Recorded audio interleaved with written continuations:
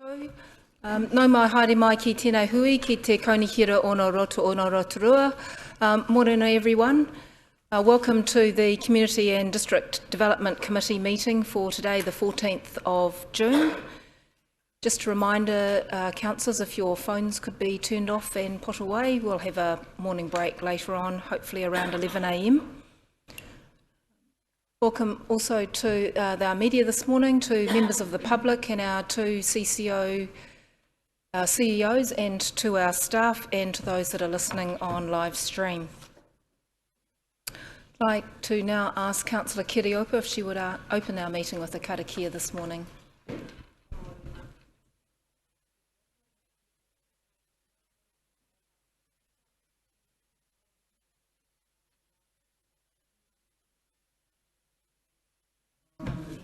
Ngā mihi, Councillor Kiriopa. I'd like to call for apologies. I have an apology this morning from Councillor Waru and an apology from Mayor Tapsell. Thank you. Moved by Councillor O'Brien, seconded by Councillor Brown. All those in favour, please say aye. Against, thank you. Carried. Are there any declarations of interest this morning? No, thank you. Any urgent items that are not on the agenda? Thank you. There don't appear to be any. Moving now then to page 6 on the agenda, which is the confirmation of the minutes. I have a mover and a seconder that the Community and District Development Committee meeting held on the 17th of May be confirmed as a true and correct record. Thank you. Moved Councillor Patterson, seconded Councillor Barker. If there are no corrections, don't appear to be any, then I'll put that motion. All those in favour, please say aye. Those against, thank you, that is carried. Moving now to the first of our staff reports on page 13 of the agenda. Can I have a mover and a seconder to receive the report that the Rotorua Regional Airport Limited CCO quarterly report financial year 23, quarter 3 be received? Moved Councillor Brown, seconded Councillor O'Brien. All those in favour, please say aye. Those against, thank you, that is carried. And Morena Nicole, welcome. You just hold it down for a second, it should turn green. Yep. Oh, sorry. Kia ora. Shall I just kick into it? Yes, welcome. Okay. Good morning, everybody. Obviously, I'm Nicole Brewer from the Airport Chief Executive. Apologies from Grant Lilly, our new chairman. He isn't able to make it today. So I will be presenting and can help you with any questions as well. So kicking straight into our financial performance up until March, so for the first 9 months of the year. In a nutshell, things are going really well. Due to basically increased landing fees, with the way that the Air New Zealand pricing is set, they get readjusted looking at macro factors, so such as the economy and interest rates. So there was some upside in that for us this year, and that's what's driven the increased landing fees and also some slightly increased passenger numbers over for what we're expecting, which is increasing things like car parking revenue as well. So for the year-to-date March, we were just over $1 million of surplus. Passengers are 7% ahead of budget, as I said, and also we have been managing really well with the operating expenses, and they're slightly below budget, so that's helping drive that surplus as well. On an operational level, I'm very pleased to say that there's nothing to report. When you look at what the KPIs are up there, I'm pleased to say that they're all zero. We've also been making really good progress with, have put in a new compliance and reporting software system, if you like, called OneReg, and that's going really well, and we're getting really good use out of that. So that will be able to drive much better and more reporting of more metrics moving forward. outlook, what does it look like? Obviously, we're almost right through the financial year now, so I can give you a bit of an update. So the net surplus for year to date, April 23, is 1.23 million. Just got the May results yesterday, and it's just slightly above that. So the full year is expected to end in a similar position.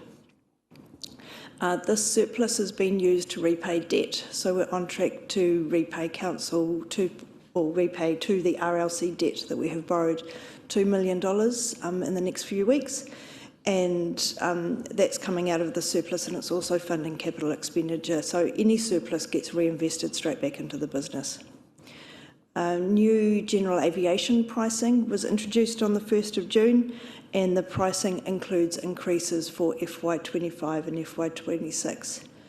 There won't be any material impact for the rest of this financial year, and any increases have been built into, obviously, the SOI budgets moving forward.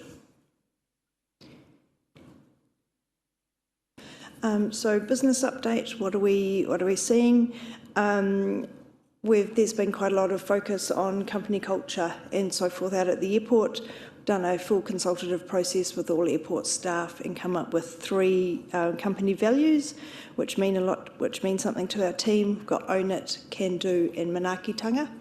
And in line with manaakitanga and following on from that, yesterday we also just launched some wellbeing initiatives to the staff, which have been really well received. The airport business park, which I know most of you are aware of, that we are working on, and have been doing that with JP's team. The feasibility is complete. That's going to our board tomorrow, but the upside is that we need to do further investigation to better understand some of the key risks, and we'll be continuing to work with JP's team on that. Operationally, there's a strong focus on wildlife hazard management and staff training as sort of 2 of the key focus areas within the operations team at the moment. That's my always short and succinct and to the point summary. Welcome to take any questions. Thank you, Nicole. I think that's a really good result where we're at the moment. So, councillors' questions. Councillor Patterson. Thank you, Madam Chair. Thank you, Nicole, for your report. Just went through the report there, and under strategic projects, it says, while other options continue to be explored, ... Now, I recall previously asking how you're progressing on attracting other tourism operators, for example, skydiving operations, etc. How are you progressing on that? So the main focus at the moment is on the airport business park. If we were, as an airport, to get, say, a skydiving operator, and nothing has come of any, but there have been conversations in the last few months, we don't actually have anywhere to put them. We would have to jiggery-pokery, and we would find a way to make it work, because obviously that's what we do, but we don't have, land that's ready to go, put them here with the infrastructure all set up. So the airport business park is obviously, it's an airport, and it's where we're heading with it at the moment is to unlock commercial land, but also set it up so that if we were to get some aviation businesses of that type, we're all ready to go. And we are talking with some businesses on site with how they could expand and where they could go. So a lot of it is all hooked in with that. The main problem that we're having with the strategic projects, and there are other things that we're looking at, is basically interest rates. So there have been some that we've looked at and we just can't make them commercially viable, and we need to make a return. So we look at this as an airport, we have to run as a commercial business, and if it's not making a return to cover all its expenses and then increase our revenue, then we depends what it is. Sometimes we can look at the other things as well, but at the moment we haven't been able to find anything that meets the board's criteria. Thank you. Any other questions, councillors? Councillor Lee. Thank you, Madam Chair, and thank you for your succinct report.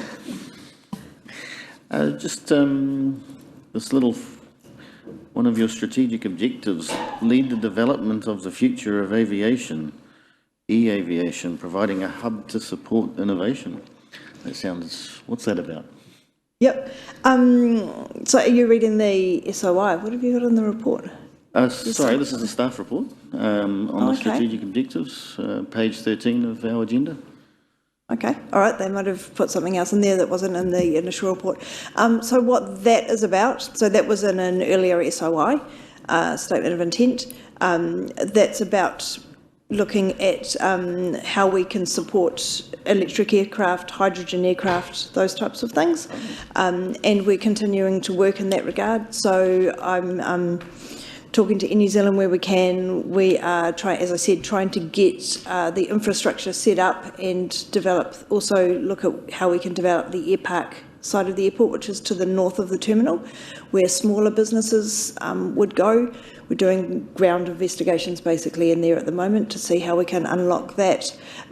We've got a memorandum of understanding with Hiringa and are exploring how hydrogen could work in the area as well. So there's sort of nothing substantial to report at this stage, just lots of exploring and turning over lots of stones to see what we can uncover. Okay, thank you. Nicole, I just had a question. I think it came out of the Rotorua Pulse survey, which was at the breakfast the other morning, around some passengers from Rotorua businesses preferring to fly to Tauranga given the more certainty of services or more options available. Is there any work being done around making sure that we have sufficient capacity in the routes that business people wish to use to fly from Rotorua? Yep, absolutely. So continual conversations going with Air New Zealand. Obviously, I can't in this forum give too much information on that and the route performance, but they are doing everything we can. I met with RTIP yesterday with Andrew's team and shared some information with them, and we looked at what we can do from a Rotorua side to provide better information and pull things together. We're also looking at how we can improve our data collection out at the airport to get better understanding of passenger flows and point of travel, those types of things out from the airport, and all of that information has been shared with Air New Zealand, including the data that came out of the Business Pulse survey. That's been really, really useful, and we'll continue to work with Andrew's team to see how we can improve that. One point to note is that we also, the data that we collect out at the airport, we ask people who are about to fly where they're from. We are also seeing a lot of people coming in from the wider Bay of Plenty. So while as an airport we are losing passengers to Tauranga, I think we're also gaining them as well. So we do just need to be aware that it is balanced. Obviously we want to keep everyone and we will continue to have those conversations. The other thing we're doing is exploring options from an operational perspective, things like flight paths, minima. Are there anything we can do to improve that? And there is one avenue that we is looking extremely promising, and we're progressing that with Aeropath at the moment. Thank you. And just one further question, and I suppose one of the things that we did want to do with this kind of reporting is, whilst we're looking backwards in terms of the financial performance and key metrics, but also to look forward in terms of the strategic direction of the airport and where they're going in the future, so that councils have a better opportunity to be informed as to what the future is actually holding and what it's actually looking like. You mentioned the finalisation, I think you said, of the airport master plan. Not quite finalised? Yeah, no, not quite. It's still an evolving process. I'd say master plans are living, breathing documents, and that feeds into the feasibility of the airport business park. So the master plan sort of looked at the bigger area, then the feasibility piece. So the piece of work that we've done basically says, is this worth exploring? Is basically, and it sort of looked at the high-level costs, what the expected costs were. It's a piece of work that Veros have done, and the answer is we should keep exploring it. So that's what we're planning on doing, and we've allocated funds in the SI budget to be able to do that. And perhaps more to report in coming months, maybe. I'll keep you posted. That's all there is to say at the moment. Are there any other questions, councillors? No. Can I just also ask that you pass on to Grant our welcome to him as the new chair? Thank you. I did have an opportunity to meet with Grant recently when Peter Stubbs, we said farewell to Peter, but obviously we'd love to have him come and meet the councillors at some future opportunity if he is able to, but please pass on our welcome to him, and thank you, Nicole, for coming in this morning with your report. Right, thank you very much.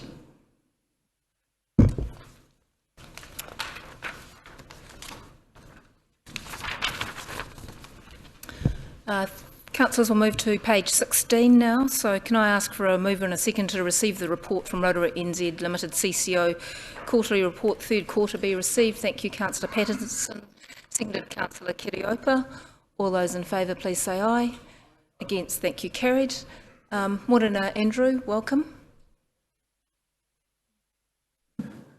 All right, I've got a presentation. Look, my board chair unfortunately is out of the country as well, so he sends his apologies, but we have, through the miracles of technology, done a little bit of a pre-record for you, so I'll let him open my presentation. Oops. We'll get some technical help to play that. Kia ora tātou. Sorry I can't be with you today. Unfortunately, I have booked some annual leave. And I'm not going to be able to be at the meeting this coming week. So just thought it'd be an opportunity to talk through a few points in relation to Rotorua NZ and the stuff that we're working on and the stuff that we're going to focus on over the next few months. And the types of things that we've been seeing, particularly in the tourism industry over the last, as we've built back over the last season, because it's been a season like no other, as you would expect, and there's some interesting learnings and interesting feedback that we've got that may help all of us in our decision making. So once again, thanks for giving me the opportunity to chair Rotorua NZ. I really appreciate that. I'm honoured by that, and really looking forward to the challenge.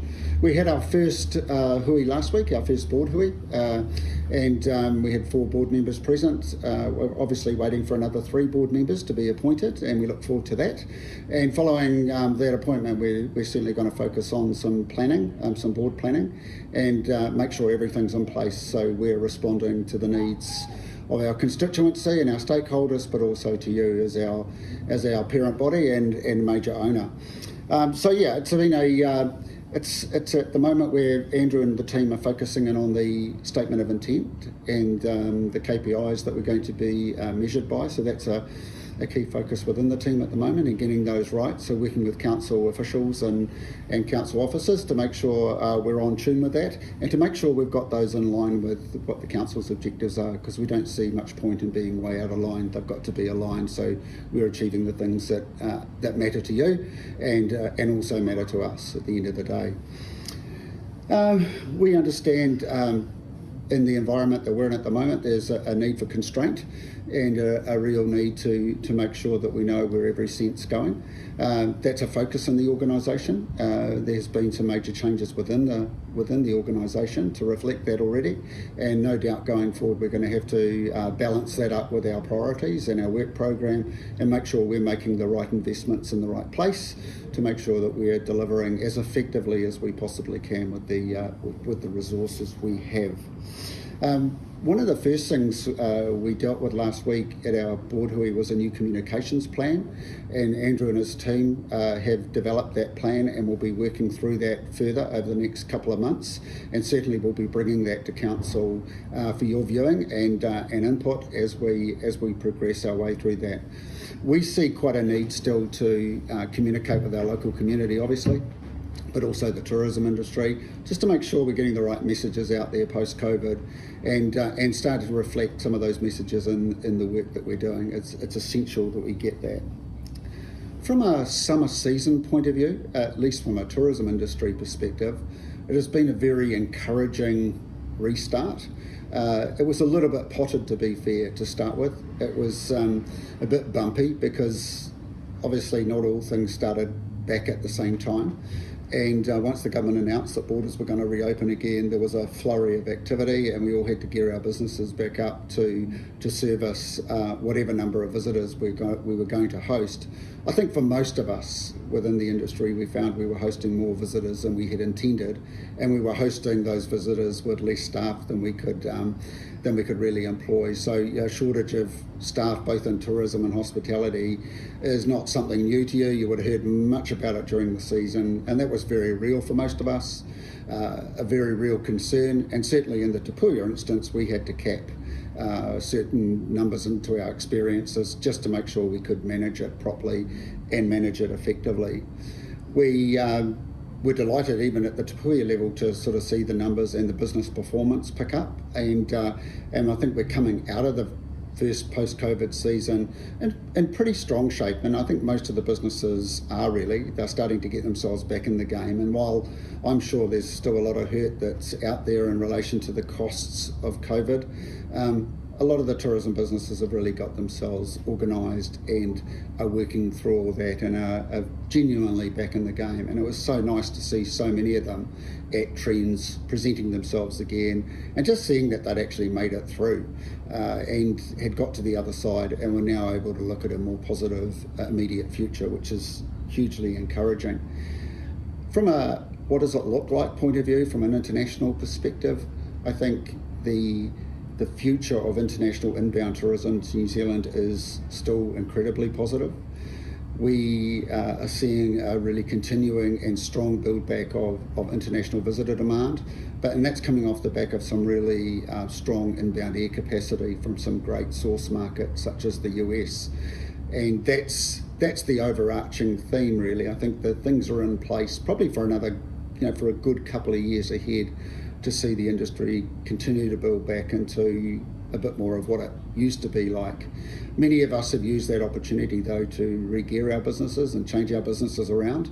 And I think the general theme out there at the moment is most of us have focused more on yield and not so much on volume, but value extraction off the visitors on the back of delivering superior visitor experiences. And I think most of us think that's what the future looks like. So next season should look good internationally. We can never forget in the Rotorua context, however, that we have a large portion of our market is still domestic visitors. And that is a very big part of what we need to make sure we get right. That's probably where we've got some of the ongoing residual brand damage post-COVID that we still need to work on. And we need to keep that top of mind the whole time, because that is a very, very important market. It's a year-round market, and it's a weekend market, and it performs in a different way to the domestic market and to the international markets rather. And I think that's something that we should never ever lose sight of here. I think a lot of people in the industry feel we need some sort of really macro campaign or public relations strategy to help push us along and make sure we don't lose market share up against the likes of destinations like Taupo that have seemed to have done well through the COVID period and seem to have taken market share from the likes of Rotorua. So there are things that we have to be really conscious of and really aware of, and things that we need to build back. So we feel from an economic development point of view, a tourism redevelopment point of view, that we've got a full book of opportunities. We've got plenty to work on, plenty of things to get stuck into. And certainly from my perspective, really look forward to working with the council going forward, working with the officers and making sure that we're doing things in alignment and that we are adding value to the very thing we were set up to do, which was to help grow and sustain and perpetuate Rotorua's strong economic performance. So once again, apologies I can't be there today. I'm really sorry about that, and I just look forward to catching up with most of you when I get back and talking further about the things we're going to be doing at Rotorua NZ. Kia ora, have a great meeting. All right, so I get to rip into the probably slightly less interesting stuff. So in terms of our financial position, this is included in the report. We're tracking towards a break-even position at the end of the financial year. Certainly as we head into winter, we're finding that our trading revenue is sort of softening a bit, which makes sense when you think about the number of visitors that are floating around. And the only other kind of point to note as we kind of close in on the end of the financial, at the end of June, is there's a little bit of pressure on our balance sheet. We've had to restock all of our eyesights. Restocking up has just meant that we're kind of carrying a little bit more load there. We are in the process of just reducing those kind of stock levels to mitigate that as we enter the period through to spring. Apologies, very hard to see, but in terms of the non-financial position or performance measures, they're actually all tracking along pretty well. In the first set, again, these are all included in the report. The only one that I'll draw your attention to is that customer satisfaction survey that's currently underway. We've set a pretty high target there of 75%. I think when we've looked at this before, we were sitting around about sort of 70%. So, we'll continue to drive hard in terms of making sure we're meeting the expectations of our customers in the tourism and hospitality sector, but we'd just kind of flag that as quite a high bar, at 75%. Next kind of page in terms of non-financials, again, probably the only one I want to draw your attention to there is just domestic expenditure. Again, we had a target for full year of $330 million. When I just had a look this morning, I think the April figures were just released actually earlier this week. If we took 12 months to the end of April, there's literally $330 million worth of domestic expenditure, so broadly on track there. To give you a bit of a sense in terms of our internationals building back, international card expenditure for the 12 months through to the end of April is sitting at around $105 million. So beginning to to come back. I think we'll see that climb pretty rapidly as some of those, months at the 12 months ago start to drop off, where we certainly didn't have too many international visitors around. But again, it's pleasing to see that those numbers are tracking along on target. Couple of quick areas just wanted to draw your attention to. Our business events team have certainly had a really strong year. They've smashed their target out well ahead of time this year in terms of some pretty big wins, both in terms of domestic and international conferences. This basically will include conferences activity that will be delivered both this financial year into next financial year and the financial year after. So we basically measure it when we win it. The team are already looking ahead to next year, so we've got 3 or 4 of our guys heading off to Wellington with a reasonable contingent of operators next week for what they call meetings. Meetings is the biggest kind of annual trade show for the business events sector. So we'll be looking to hunt pretty hard in terms of picking up some wins for the next financial year. Post meetings, we'll have a pretty big contingent of buyers we'll be hosting here in Rotorua, just really trying to kind of showcase what their options are and making sure that we're front of mind when they make their decision about where they're going to place their conference or event. Tim kind of touched a little bit on the international space.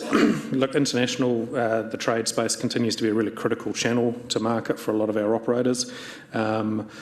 Look, it's an area that we could spend a lot of time talking about, but I thought it would be easier just to kind of go and ask some of our local operators for some short sound bites on the value that we add in this space.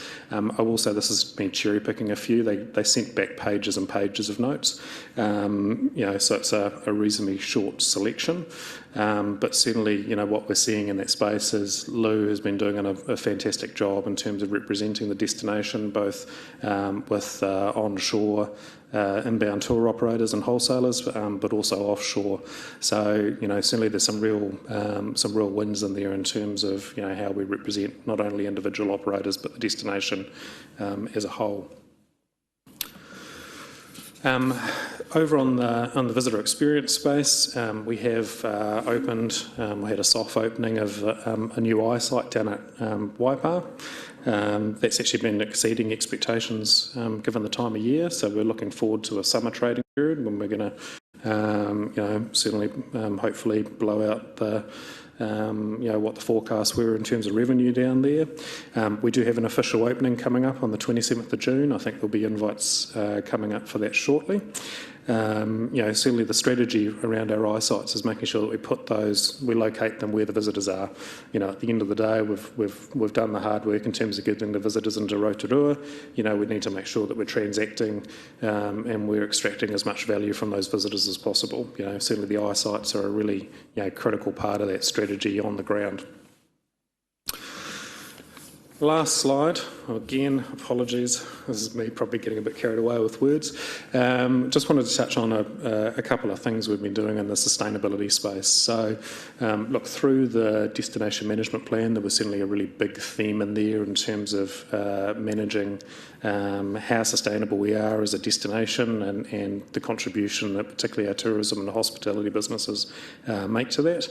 We have been running a program with the Rotorua Sustainable Charter, who this year have celebrated sort of 25 years in existence. If you don't know much about them, I encourage you to kind of go and learn a little bit. They do some fantastic work. Their members have been on this journey for a long time, and certainly some of them are exemplars in terms of how you manage a business sustainably. We've supported through some of the government funding we received in the last 12 months, 40 businesses to go through a mentoring program with them. Excuse me. There's a little bit more detail in terms of what that program actually looks like, but certainly we're just in the process of finishing off that first kind of cohort of 27 businesses, and we'll be looking for another 13 to apply and progress through that over the next kind of 6 to 12 months. It's pretty in-depth, so I know that we put our organisation through this. It comes up with a pretty staggering range of recommendations. Some are pretty confronting, and certainly, I can speak for our own experience where we've changed a lot of our habits in terms of thinking about even things like travel booking and so forth, so that we're actually calculating what our carbon footprint is. So that's a small taste in terms of what we've been doing in relation to particularly the tourism and hospitality businesses. A couple of the other areas that we've been working on over the last 6 months in particular, we've been working with JP's team on a forestry futures plan, which we'll look forward to bringing back to council in the near future. That plan actually does have quite a strong focus on it when we start to get into land use, thinking about kind of water quality, and thinking about the opportunities around things like urban forests, where we might be able to actually get some local carbon offset programs up and running. So again, we're looking forward to really picking up some of those things and driving them quite hard over the next 12 months. The other one that we've been beavering away with another conservationist is the notion of some conservation credits. Someone who's actually kind of said too much hui, not enough dewey. They've got on and they've actually developed up a model where you can actually kind of take a conservation program, actually start to quantify what the real costs are in terms of whether that's pest management or rehabilitating injured animals. So there's a whole lot of stuff going on in there, and they will actually put those out as something that you can purchase, from a regenerative perspective. And that's me. I'm happy to take any questions. Thank you, Andrew, for a very detailed report. Councillors, questions for Andrew. Councillor Patterson. Thank you, Madam Chair. I do have a few questions. I promise I'll try and keep them succinct. With your economic development hat on, going through the report, it talks about delivering transformational placemaking projects, and it says our role will be to administer and utilise council's underperforming strategic land holdings to ensure they deliver maximum value. So for the benefit of those who may have read that and thought, what is that? Can you elaborate on that, please? Through the chair, so certainly this was those statements that have been included in the report come out of our current year SOI, so they're a legacy from the previous council. What that means in practice was actually kind of casting the net across, the assets that council has in terms of land holdings, thinking about, is there a more, profitable or, higher value use that could be achieved from those land holdings. We had a particular focus on the inner city.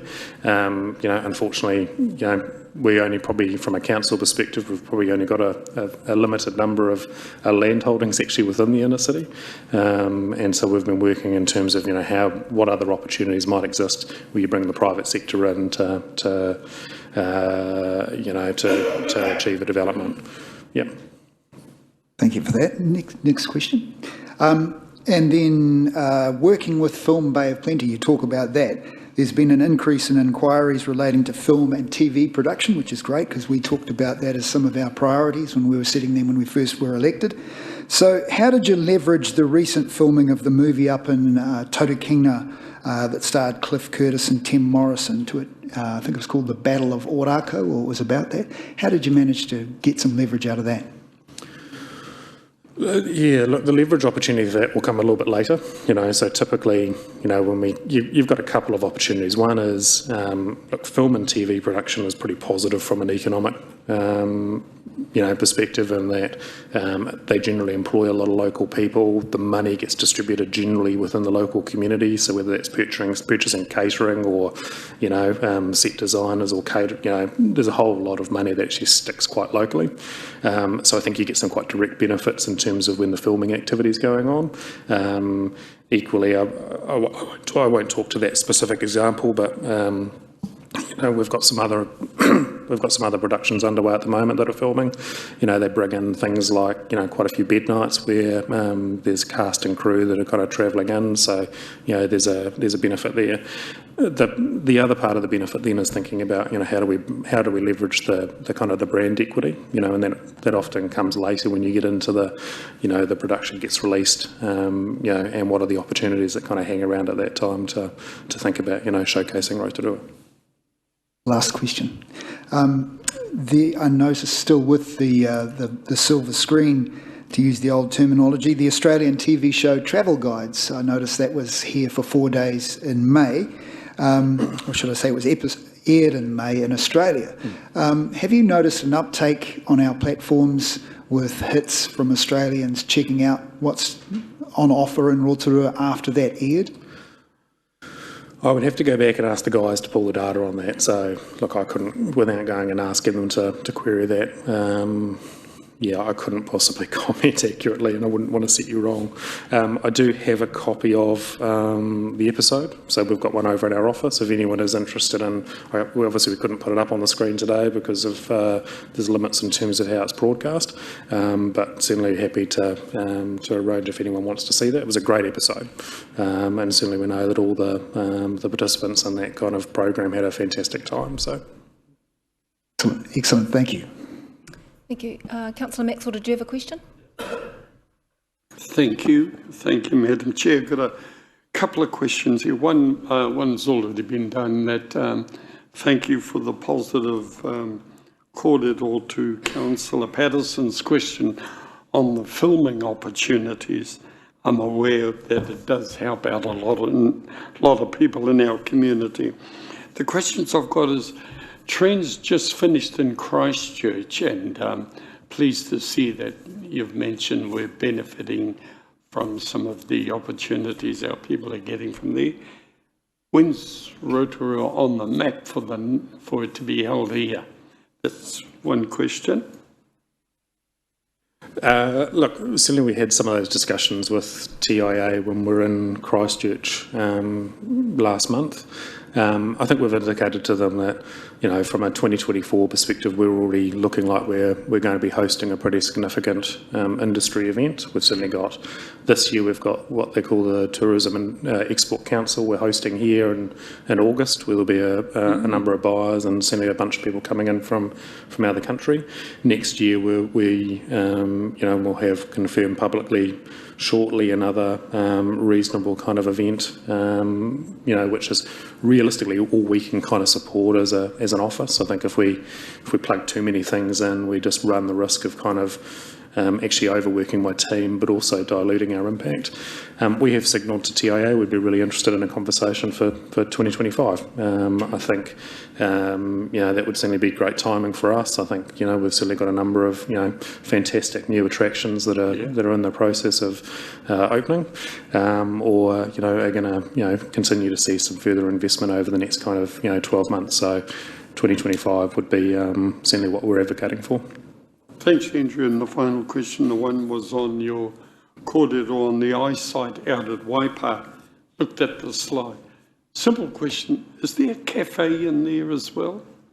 Yep, the trail kitchen sits in the middle of that building. So I think on the, what are we looking at left-hand side is Mountain Boat Rotorua, trail kitchen in the middle, and then we've taken one of the small lots over on the right-hand side. Thank you, Andrew. Councillor Barker. Thank you, Madam Chair. Just a quick question around the intention to visit targets that you set in your SIs for last year, the present year. I noticed that the visiting from Christchurch is only at 25%. Have you got any commentary around why you might think that is? compared to Auckland and Wellington, who are sort of higher? Yeah. Look, it's certainly just the distance to market. So certainly Christchurch is always kind of set a little bit lower. You know, people generally have to fly here, so to kind of sit around, above that 20% mark, we think is a pretty good, is a good result. It certainly. Yeah, it's the difference with the drive market and the potential for people just to kind of hop in their car and head down here, in particular with the motorway improvements. We know that's certainly seen a little bit of an uptake there as well. Amanda, I've just got a couple of questions. I think Tim mentioned in his opening about potential brand damage to Rotorua domestically, our weekend market post-COVID, and also Taupō. So what would be the counter initiatives around that for us? I think he mentioned that it's not just going out doing a big campaign, but what's the strategy just to counter the Taupō effect? Yeah, look, there's not a short answer, would be my observation on that one. I think we are working, I think as Tim kind of indicated, we're working on a plan around that at the moment, and we'll certainly be bringing that plan back to council. I'll be blunt that, when we've kind of looked back across this over the last 12, 18 months, when we look at the amount of kind of negative media coverage we've received, and I think we calculated it was around about sort of 1,500 negative media articles on the mainstream media outlets, that has done some real damage in terms of perceptions of this place. I think we've got a big gulf that's kind of opened up between the perceptions of this place and what the reality on the ground is. So certainly when we talk to visitors who have come here, they would certainly not be commenting on the fact that this is unsafe, or it's a destination that they don't want to visit.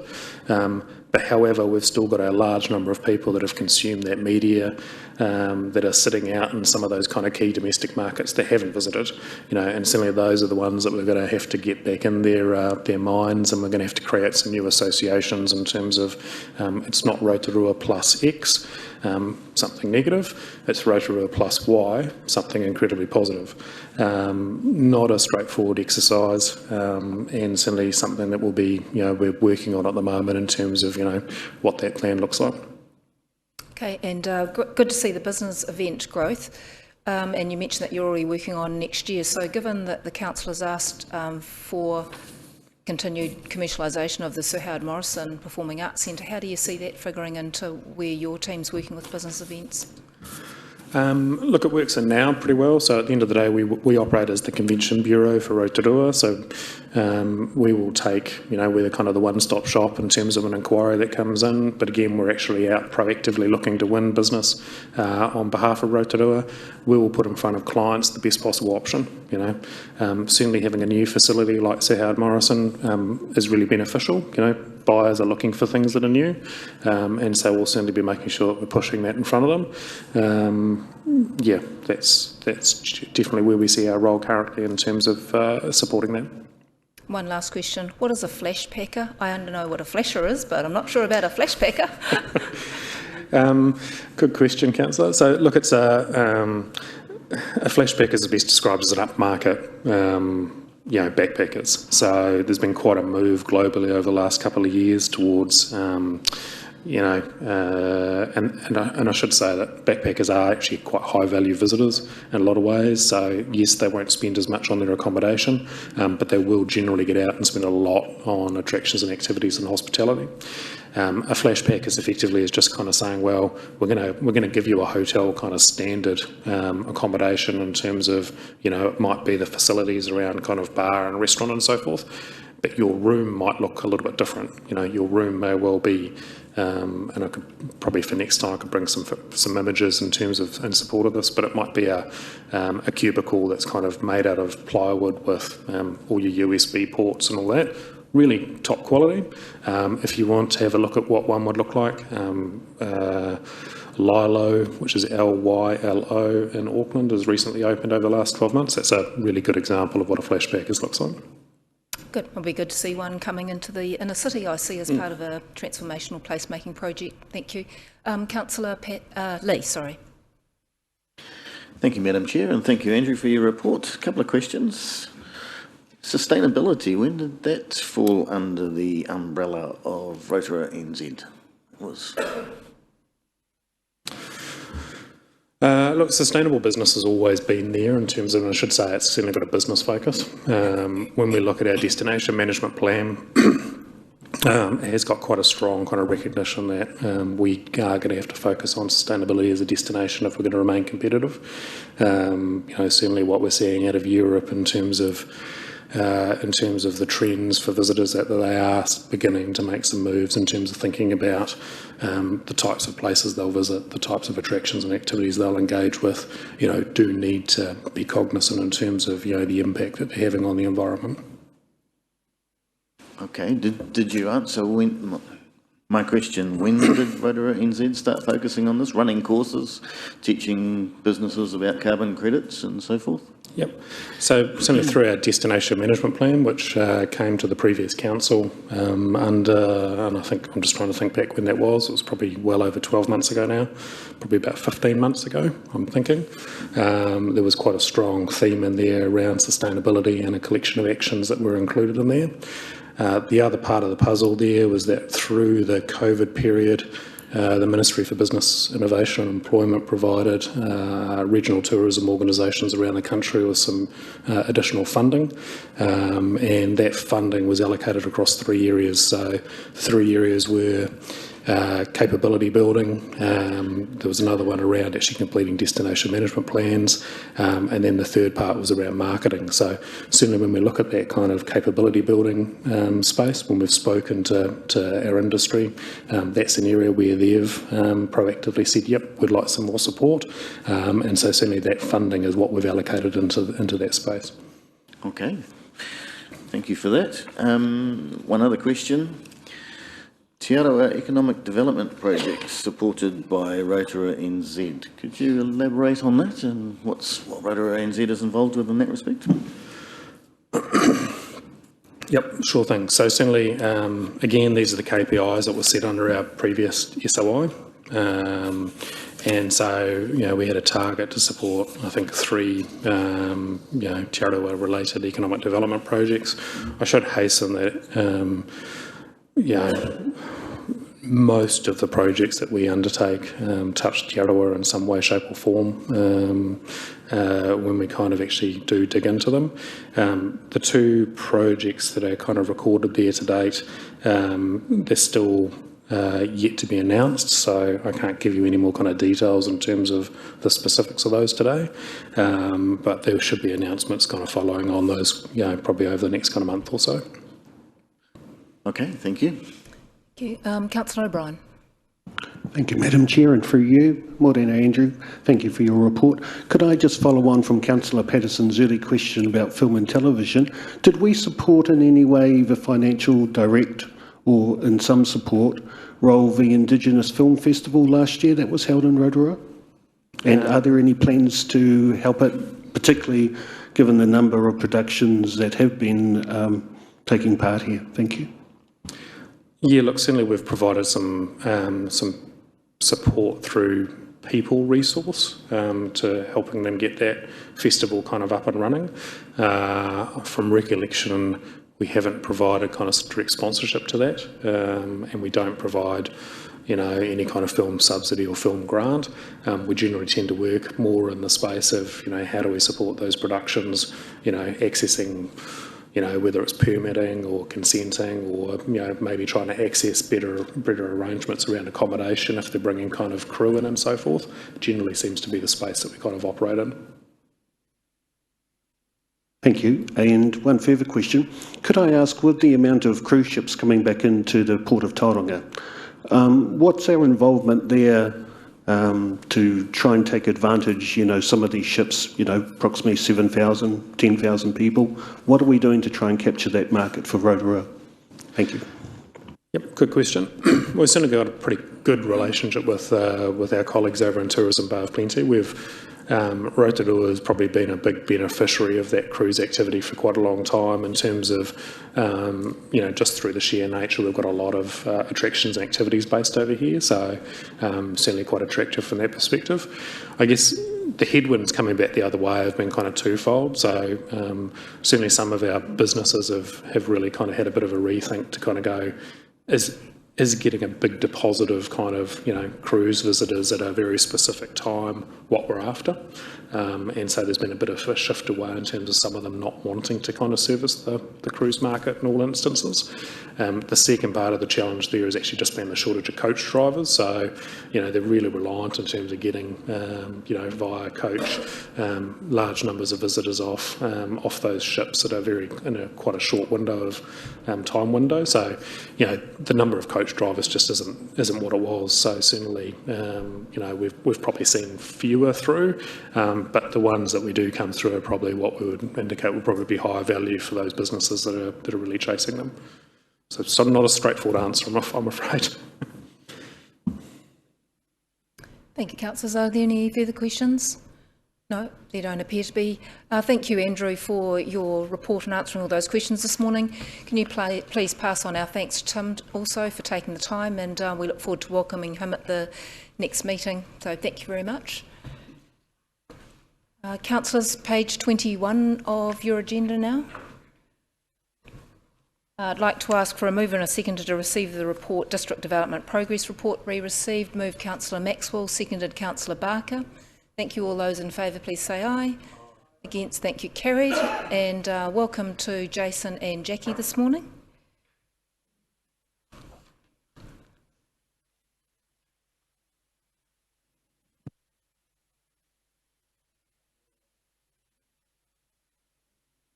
There we go. Morning, Madam Chair, councillors. So we thought we would just do a bit of a tag team effort through this report today in JP's absence. I'll largely take mine as read, but I do just want to touch on a few key points, and I'll just walk you through the actual report from more of a high level. I'll start page 22. So my area is covering building consents, resource consenting, policy planning, and the strategic planning. In terms of the first graphic on page 22, stats, facts, and FAQs, this is all about the pipeline for housing that we have in process. So it's all leading through to actually how many houses are being constructed.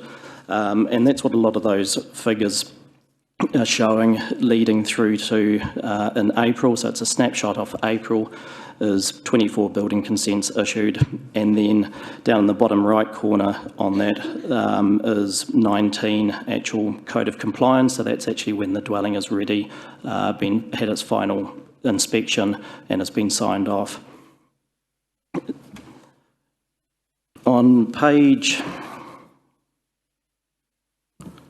24 of your pack, I'll just touch on a few of the on a few of the graphs there. The first one is consented lots, so that's your subdivision, and it's showing the previous year versus this year, and you will see in there that we are behind what was consented in terms of subdivision lots for the last year.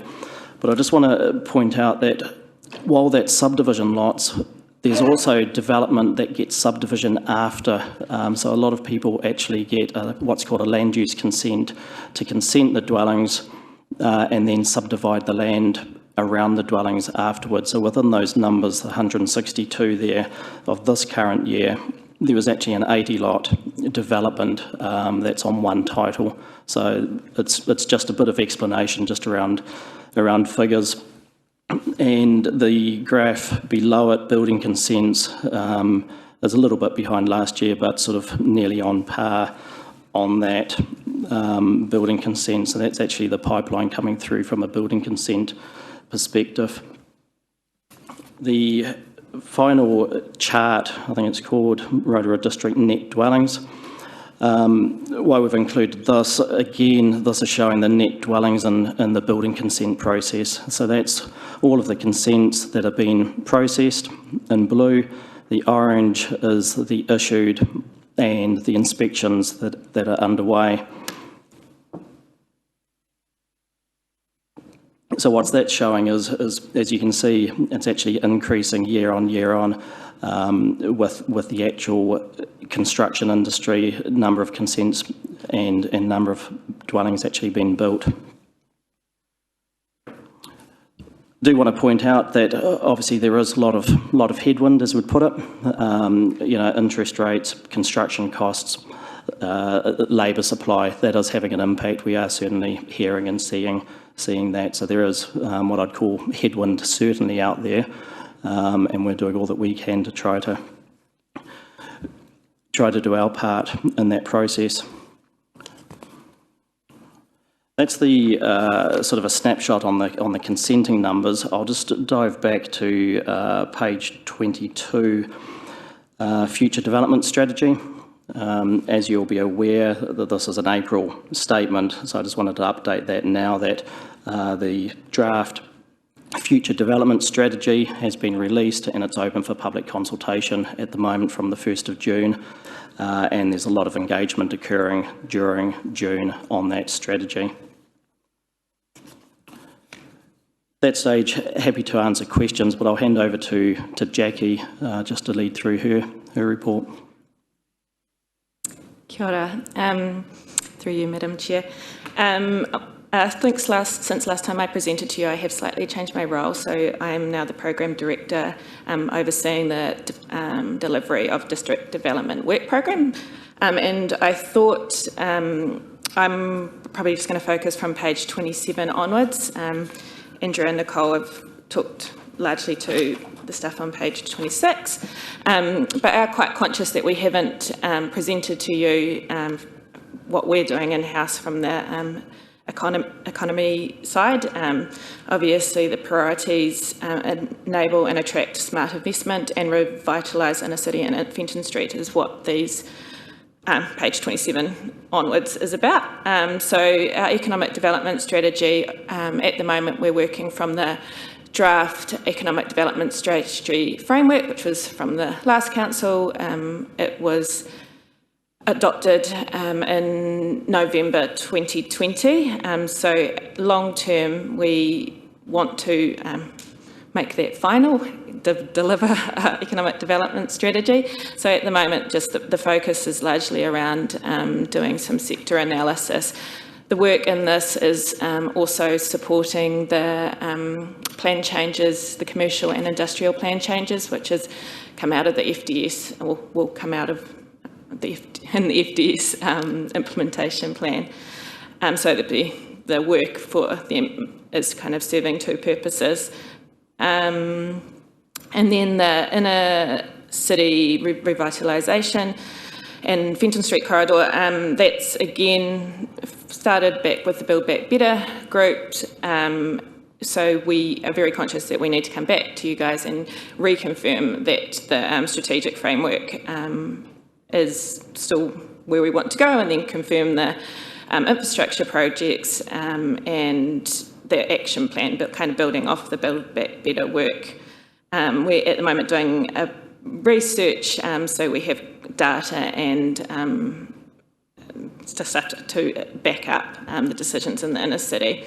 And then the cultural foundations work that's being added into the wayfinding project, which Rotorua NZ is leading, and that's providing kind of the backbone for the inner city plan from a cultural point of view. And again, if there's any questions, happy to answer. But yes, we will coming back with a full presentation, particularly on the inner city. Thank you, Jackie and Jason. Councillor Patterson. Thank you, Madam Chair. Now where are we? Under planning and consenting, point 2, it states approximately 300 potential lots processed at the time of reporting includes subdivision for social housing. How many of those lots are for social housing of those 300?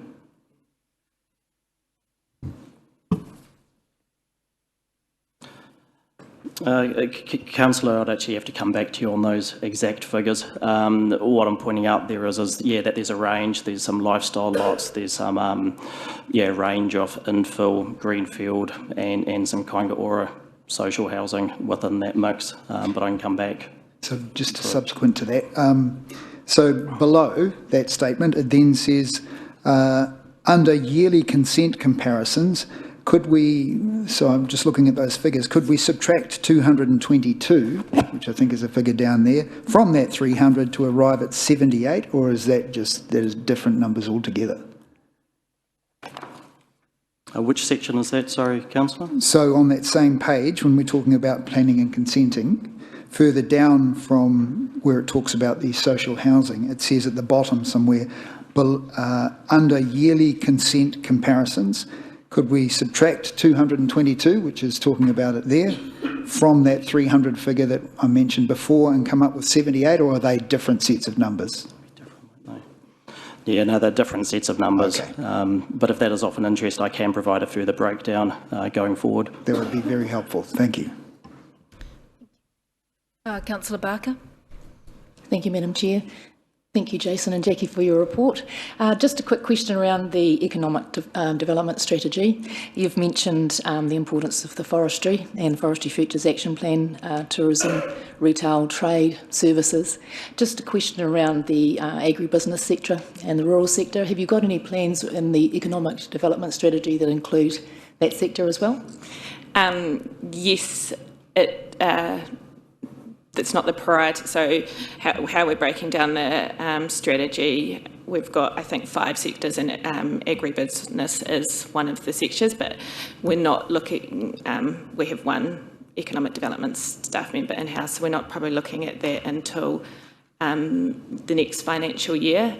So it'd be one of the, coming, but not one, kind of the ones that have been prioritised are the ones that we need for the plan change work, and then moving into that. Thank you. So coming. Thank you. Thank you. Councillor Kiriopa. Thank you for that. I just want to understand a bit better how I see the Bay of Plenty Regional Climate Change Risk Assessment came out a couple of months ago. How is that taken into account with the district development plans, planning? Sorry, can you repeat that question again? Sure. I see the Bay of Plenty region-wide climate change risk assessment has come out in the last couple of months, which identifies the climate change-related hazards that we can expect in the district. It goes right down to district level. How is that sort of thing being taken into account? Is there somebody who is, keeping an eye on that and understanding how that might impact on this sort of planning? Yeah, that is a further work stream. In terms of that, we do work closely with regional council. So if you're talking with, in terms of planning policy and consenting, they do comment on a lot of our different activities on that. But yeah, that will be part of our future work plans with regional. Any further questions, councillors? Councillor Patterson. Sorry, Your Worship, Madam Chair, I should have asked that before. Just under the title of Development Support, point 2, supporting 4 COVID fast-track consenting applications. I mean, COVID's kind of been over for a year, so what is COVID fast-track consenting applications? Thank you, and yes, good question. There's specific legislation to provide for fast tracking of certain consents that meet certain criteria. One of those is additional housing and where it brings jobs onto that. Now, the legislation actually expires, I don't know the exact date, but sometime coming up this year. So fast track applications had to be in with the Minister for consideration, but it is on those that are actually ready to get underway, that if you actually had a fast tracking consenting process, they would be underway sooner. Thank you. Thank you, councillors. Any further questions? No, there don't appear to be any. Thank you very much, Jason and Jackie, for coming into our report this morning.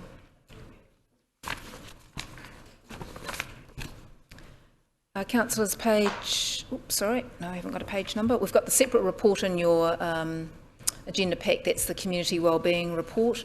Can I ask for a mover and a seconder that that Community Wellbeing Progress Report be received? Moved Councillor O'Brien, seconded Councillor Lee.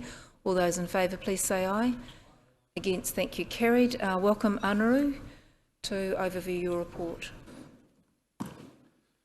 Morena, sorry, I'm just opening my my computer. Bear with me. There we go. Thank you, Madam Chair. I can take my report as being read. And I just want to highlight a couple of things there before I go into the presentation that I have about the NRL.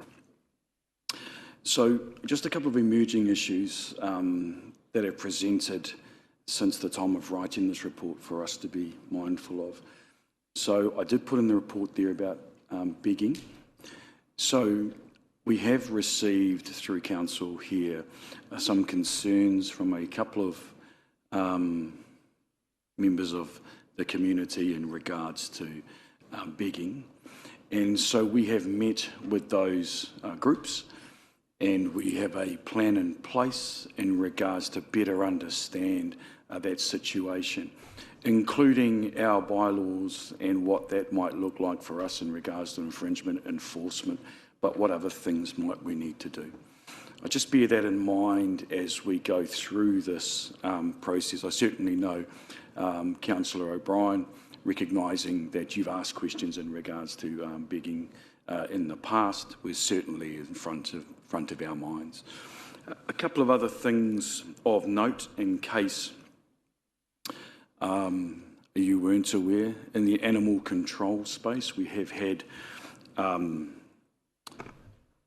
another dog attack on sheep in Tikitere over the weekend.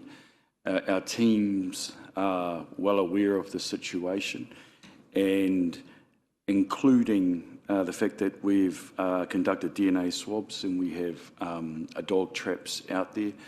Very happy with regards to the action taken, and we'll keep you informed in regards to that should that become more of an issue. I'd like to, I'm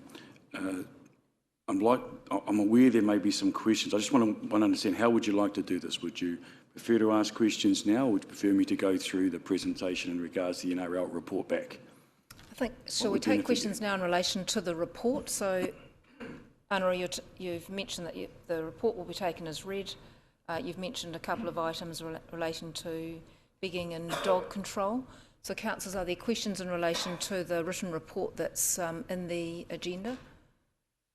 Councillor Patterson. Thank you, Madam Chair. Morena Anaru. Morena. The Freedom Campers, do we have currently bylaws in place that dictate where and when, or where and where they can't stay? Certainly we do. We're actually having a meeting in regards to that particular issue, as it's been raised again by Councillor O'Brien, and that will happen in the not too distant future as well. So we'll certainly we'll be having that as a topic for us now. Excellent. And the you also mentioned the museum draft master plan for museum exhibition. The final is due early June. Where can that be viewed?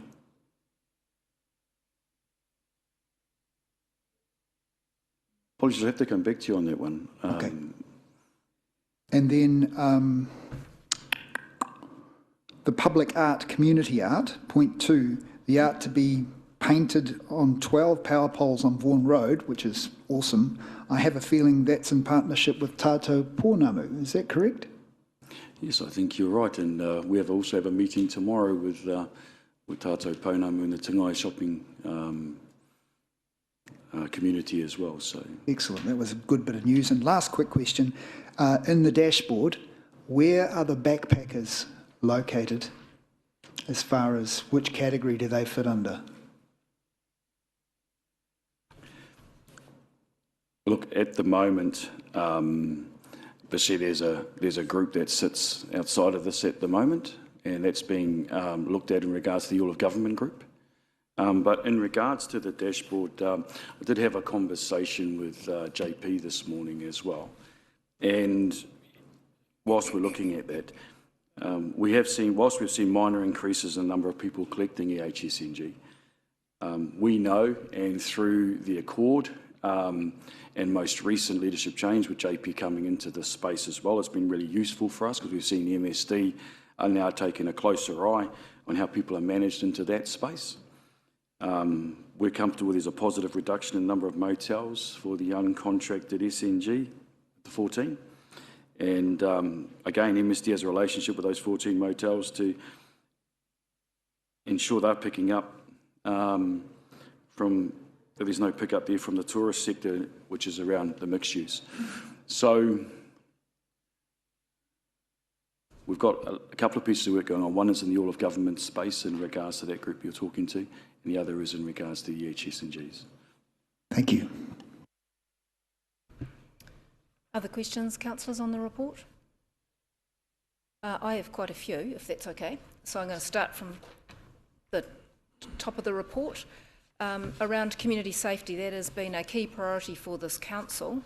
The draft is still a draft. We haven't seen the draft. It says that it refers to the development of environmental scans to understand the current state, areas for intervention and long-term planning. What does all of that mean in terms of the strategy? Thank you, Madam Chair. So, regards to the strategy development, we have a team working on that, which consists of Mihi Owen, Amy McGregor and Kelly Panapa working alongside other members of from within our council. And the next phase for us is to present that draft strategy to our executive team next week so that we can receive some more feedback in line with obviously community safety being a priority for you as council, and then for us to be able to present that back to you as councillors also for feedback. So part and parcel of a scan, environmental scan, example is things like begging. How big of an impact is that in regards to what's going on?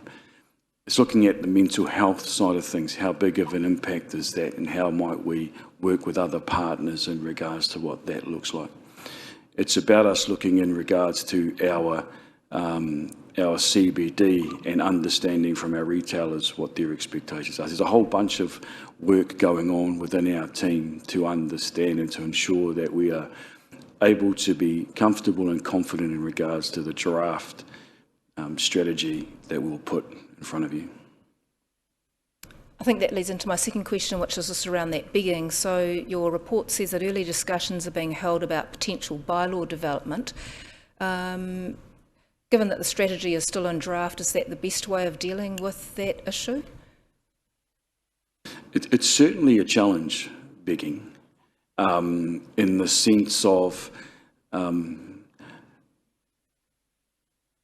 people who are conducting this type of behaviour are very clear about what their rights are and where they are within proximate to a location, and generally they're standing in public place. So whether it's begging, whether it's consideration around the wearing of gang patches in the CBD or freedom campers, these are all things that have become topical and are things that we believe that we need to interrogate and to understand better in regards to what our community is seeing out there as well.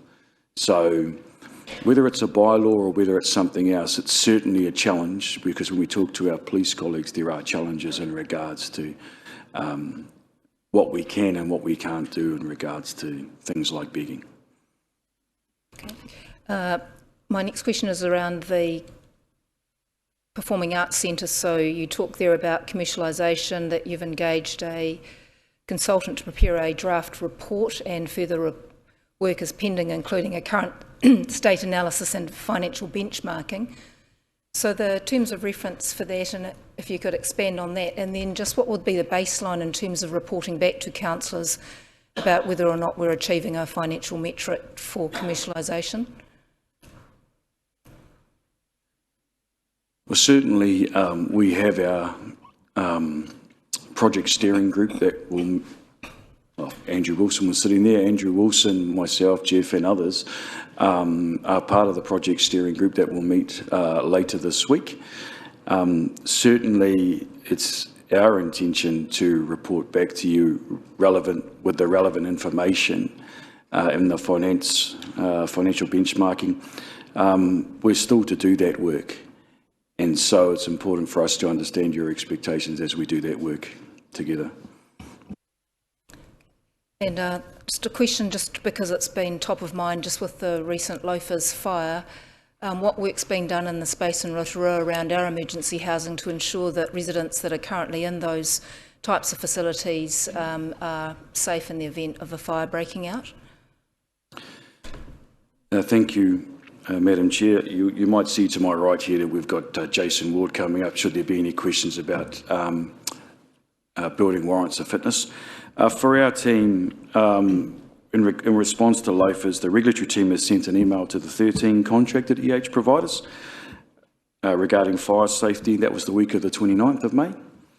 Letters were sent to accommodation providers to reiterate fire safety, IQPs, and their obligations. That's independently qualified persons. We've also infringed recently an operator for fire safety breaches.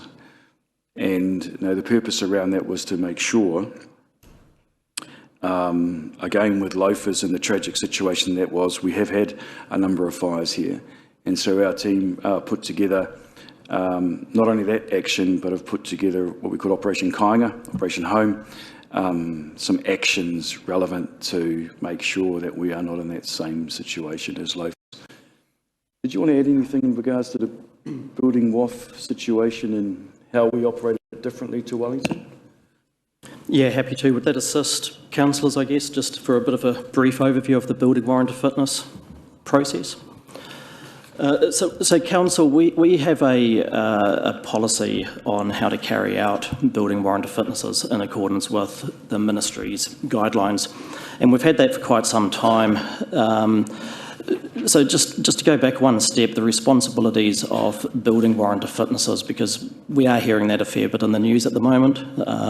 Government departments are asking all councils as well what your procedures are, what you're looking at, what you're doing. And so I'll just step through just our bit of a process which may help in that regard. The council responsibility at the time of issuing the Code of Compliance certificate, so that's once the building has been built in accordance with the Building Consenting Code, is that does the building contain any specified systems, is what it's called, and if it does, that requires a compliance schedule. Specified systems, it can be the fire systems, it can also be a lift, it can be a variety of different systems. The compliance schedule then provides yearly, year-on-year inspections, maintenance and reporting responsibilities of the owner. So that is actually the owner's responsibility. The building owner, as Anaru alluded to, needs to engage an independently qualified person who undertakes the inspection. So it's actually the independently qualified person carrying out the inspection, maintenance and reporting.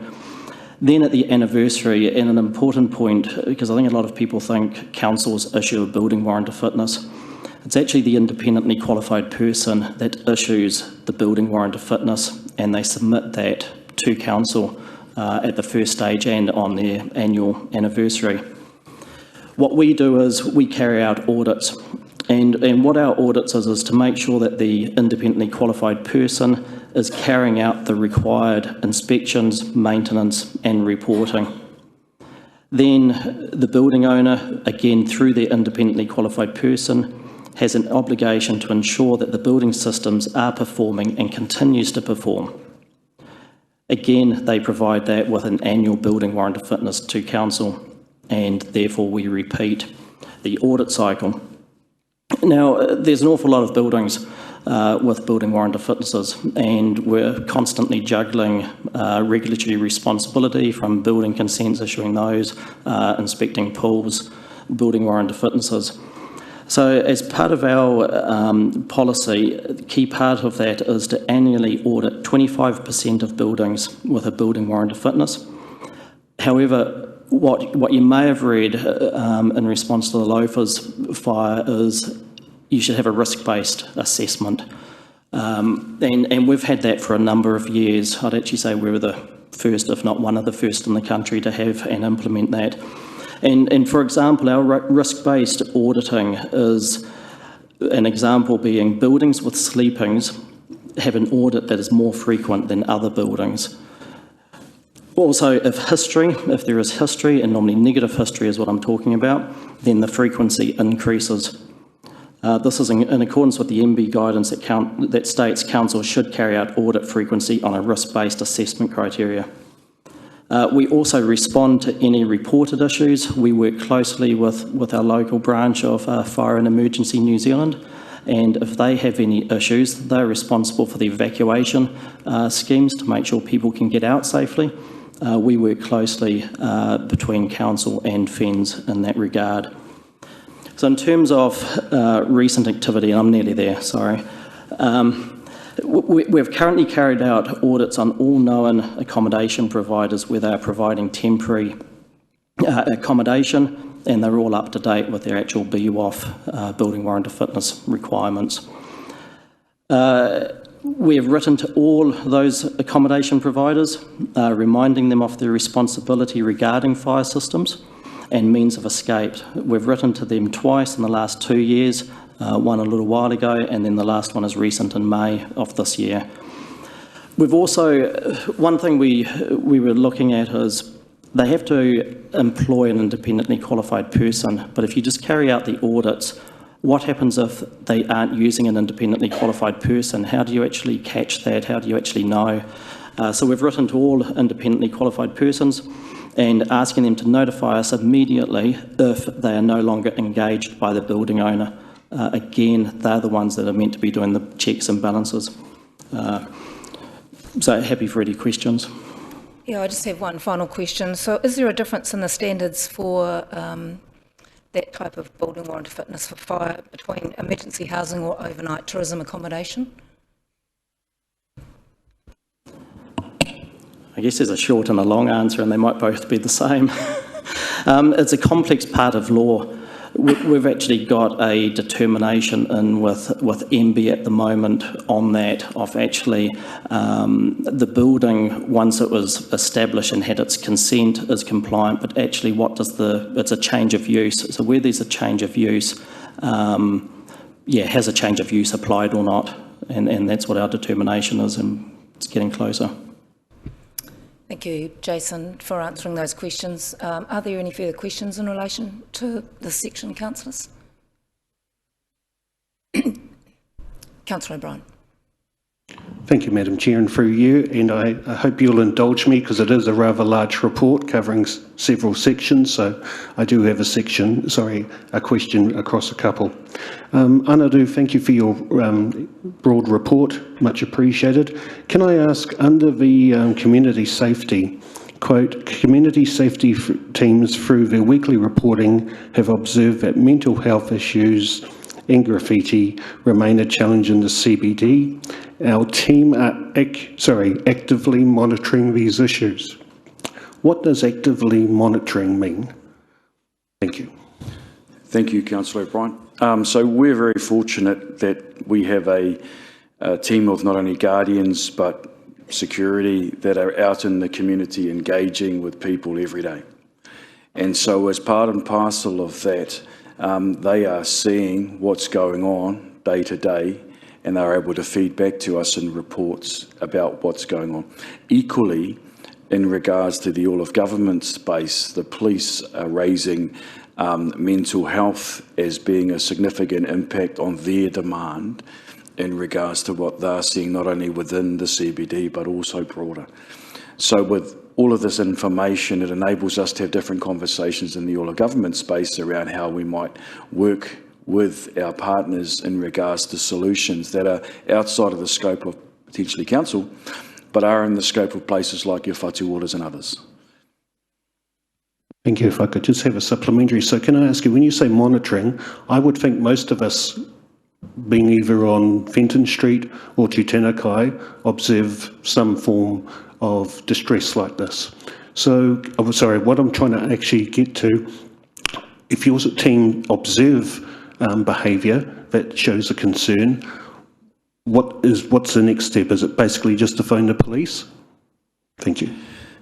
Yes, thank you, Councillor O'Brien. Good question. Sadly, yes. Sadly, if it is escalating and the behaviour is escalating to an unsafe position, it is to inform the police. For us, we are very fortunate to have our CCTV camera operators who observe and monitor our staff for their safety. And if we need to escalate through the CCTV team in order to get a faster response from police, then certainly that is the case. It all really depends on the nature of the event that we are observing. And as an example, if it was a violent episode, then obviously our team would observe and then pass information to police, depending on what it is. It could be, and it has been in the past, obviously to utilise ambulance service as well. So it really depends on the situation. What I'm comfortable about is that our teams are better prepared, better trained to understand and to see the mental health consumers and what's going on within our CBD at the moment. In some regards, I'm not saying it's everywhere, but certainly they're on the ground seeing what's going on out there. Okay, thank you. Next question, sorry, I'll move on to animal control if I can. I presume the report is for April only, is that correct? Sorry, some of it's April, May sort of goes in. 157 roaming dogs in April complaints. Are you able to provide us how many dogs were seized or impounded? Thank you. I'd have to go and find that information, and I can come back to you with that, Councillor. Thank you. So could I ask you in that case, do you have any data, and I appreciate given the wonder that One Council has only just started, and I look forward to seeing some of the great delivery and promises that accompany it.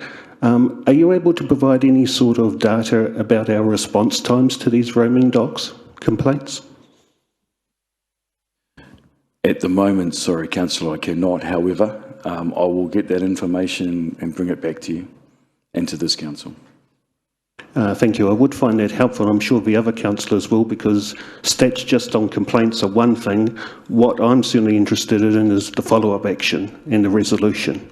And finally, just for me, sorry, just on the emergency housing, could I ask, is there any action, and sorry if it's not your area, is there any further updates on the contracted emergency hotels in regards removing their signage? Because I noticed still quite a few still have their either hotel, motel signage on display.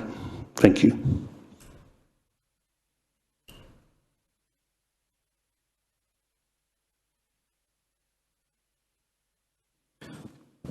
Kia ora, Councillor O'Brien.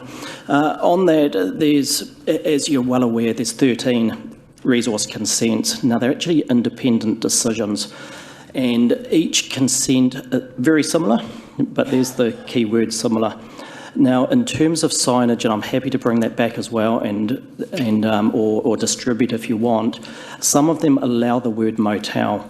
So it is removing vacancies, your rack rate, all of those. So if you're driving down, it should not jump out at you as a motel. Now, I imagine what you're thinking, but with the word motel, of course it will. What we have to do is take the condition as it's written. Some of it does, they do have an advice note, and some of them says what you can leave up, and some of them does have the word motel still in it. But the purpose of the condition was to remove signage that would then actually provide you with vacancy, all of those types of things. Thank you very much for your answer, both of you. If I could just pass a comment, though, Madam Acting Chair. I find it very disappointing that here we are talking about spending tens, if not hundreds of thousands of dollars on marketing and trying to put our best face forward and talking about media complaints. And we have this, if I was a stranger walking down Fenton Street and saw some of the behaviour, I'd be asking, why is that a motel? What's this town about? And I think there are some very negative connotations which I hope down the track we can take action on. Thank you. Thank you, Councillor O'Brien. I think we've heard from Anaru and Jason about some steps that are being taken, and hopefully they can report back next time on those questions that you still required some further answers on. Councillors, I think we've just got one final item, which I think we'll just take this because then the meeting can be concluded, which is the final presentation on the NRL All-Stars game, which had been asked for at a previous meeting for a wrap-up as to how the event went. So Anaru will take that presentation now. Yes, thank you. So Rotorua has secured this NRL event over 3 other destinations, all with modern and fit-for-purpose stadiums. Why? Why did the NRL want to come here? It was for the Indigenous culture that sat at the heart of the event. It's a reminder to us that we made a $100,000 investment here that was approved from the Event Investment Fund. I'll take you through a couple of slides. The first is about the opportunity. The next slide after will be the event strategy and the alignment, top line highlights, and then community outcomes as a result of this investment, including TV coverage, viewership, ticket sales, community engagement. As you know, this wasn't the only event on in our town at that time. We also had the Rotorua Ultra. And the Rotorua Ultra at that time had 5,000 athletes over multiple events and was the largest in 14 years. I can go to the next slide, please. The opportunity. So again, it is the first time that that this event was held out of Australia. You heard this morning from Tim Cossey. You also heard from Andrew Wilson in regards to obviously their roles and our brand. And so as a reminder, at that time, back in when this was being considered, this was a key event. It was a key event to support destination management. And it was hopeful that we'd have a return of not only international but domestic tourism as well as a result of. And that there will be prominence of the events in the Australian market. It's the 3rd highest ranking event for NRL, and for those who are rugby league people, this event is behind the NRL Grand Final and the State of Origin. And the viewership for us, we had 110 countries, all eyes on Rotorua during this time. Thank you, Komati.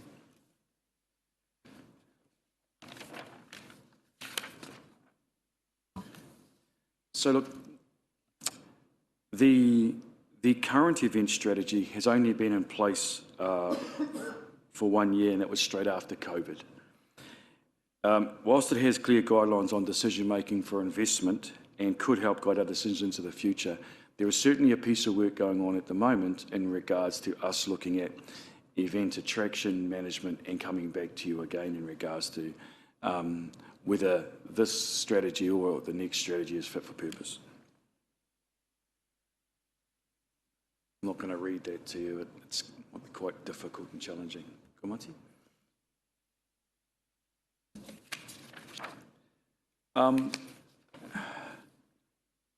Again, a picture that paints 1,000 words. I just want to talk about the huge Rotorua community involvement here. So we're engaged at multiple events. The Pōhiri was approximately 500 people. With school visits, there was Harvey Norman, was the biggest ever, 1,000 plus. I sat and spoke with the CE of Harvey Norman at the team dinner, and sadly, the last one was in Newcastle, and it was what she described as a fizzer. Wasn't very well attended, and yet ours is the best that they've seen. Rotorua Intermediate School had a gala day with 1,000 young people in their whānau in attendance from a number of schools across Rotorua. We had youth dialogue, we had a puketawhero workshop for referees, and as well as game day. As I said earlier, the Indigenous culture was the key to their NRL decision to play here, and a significant focus of the multiple positive media stories and positive feedback from the NRL team and management was in regards to our place, Rotorua. Kiko mati.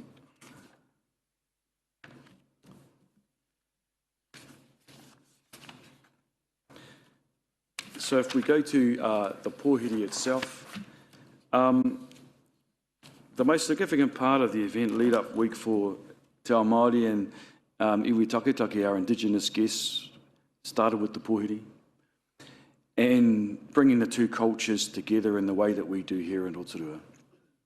If I look at the social media as an example and what was generated there, so you've had, obviously the Rotorua Daily Post, we had Aukaha, we had Te Ao Māori News, NRL Online, players' Instagram accounts. As an example, we had Aukaha News, we had 1.4 million views. If I look at this mainstream and Indigenous media, we also had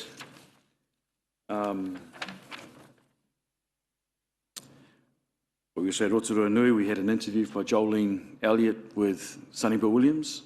For those who know Sonny Bill, and it's 3.1 thousand views. We had our own mayor with 4.5 thousand views in regards to It's On, our Indigenous All-Stars have touched down at Rotorua.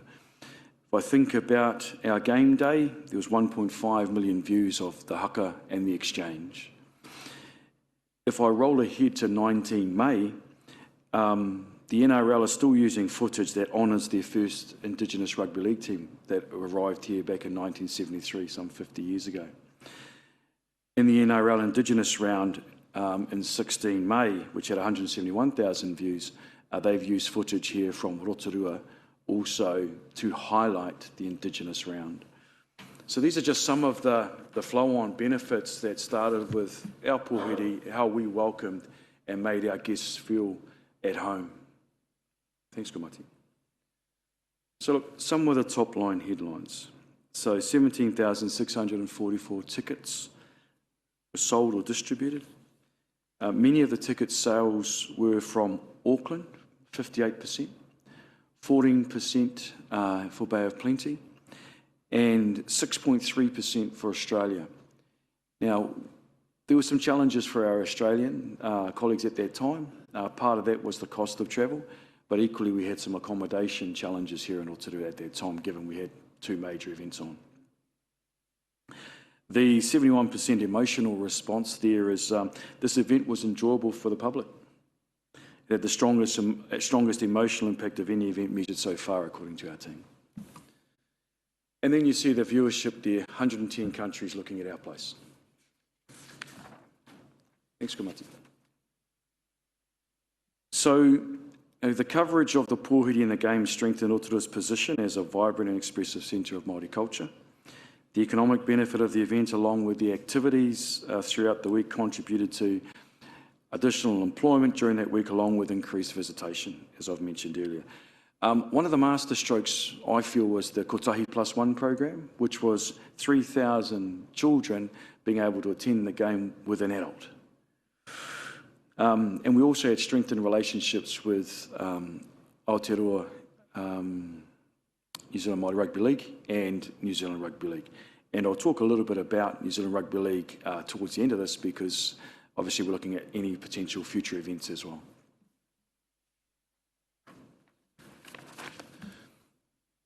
That's our place.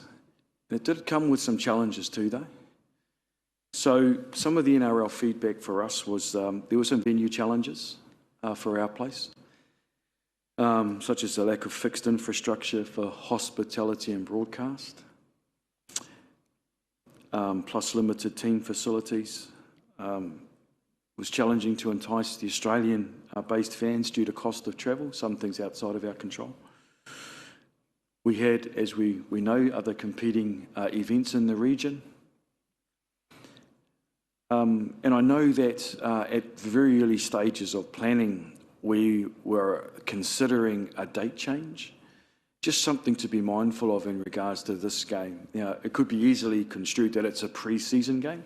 It's actually more than that to the Indigenous people. It recognises the apology that was given to the stolen generation. That is the purpose of the timeline, is it recognises the date that the apology was given in regards to the stolen generation. And then we had a number of key players who dropped out through injury leading up to the game. Again, things outside of our control. However, if I think about the NRL CEO feedback, Andrew Abdo, who a number of you would have met, I'm going to read this to you because I think it's quite important for us to recognise the place that we have. So, feedback was that the week is so much more than 3 games of football. It is a week of celebrating our First Nations people, educating the rugby league community on the history of the world's oldest and youngest Indigenous cultures, creating an environment for our players to deepen their cultural connections and facilitating opportunities for fans and young people to meet their heroes and be inspired.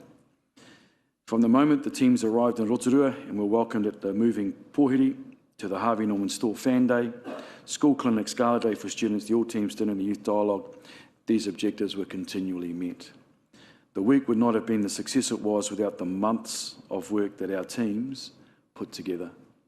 I thought that was a really nice sentiment shared by the Commander-in-Chief of the NRL, Andrew Abdo. Given he took a challenge, he took a risk to come to Rotorua, but also recognised the opportunity. So to recap, for our 100k investment, which came from the Event Investment Fund, there was a budget envelope and it was applied consistently with the intent of the investment and within financial delegation of our teams. With any event, there are variations, and certainly there were some challenges along the way here. And for myself, I was, pulling my hair out in the weeks leading up, given looking at ticket sales as an example, wanting to make sure we were getting as many people to this game as we could. That was certainly there were a number of challenges. I guess I'm really comfortable that our approach was consistent and in line with the scope of the investment here. You'll see the 100k investment, the event fund there. And we've worked closely with Thomas's team, with David and Emily, in regards to the financial summary here. And given everything I've spoken to, I feel it's a good outcome, given the event. It's a challenge, though, to run events like this in our town. And so I'm really happy to take questions from you now as well. Thank you. Thank you, Anaru. Councillor, questions for Anaru around the presentation? Councillor O'Brien.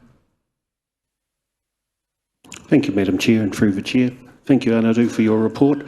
I think on behalf of all of us, congratulations to you, your team, across all the teams and to Council full stop for a very successful event. I know some of the people were working till very late hours, both the day before or days before, as well as after the event, so much appreciated.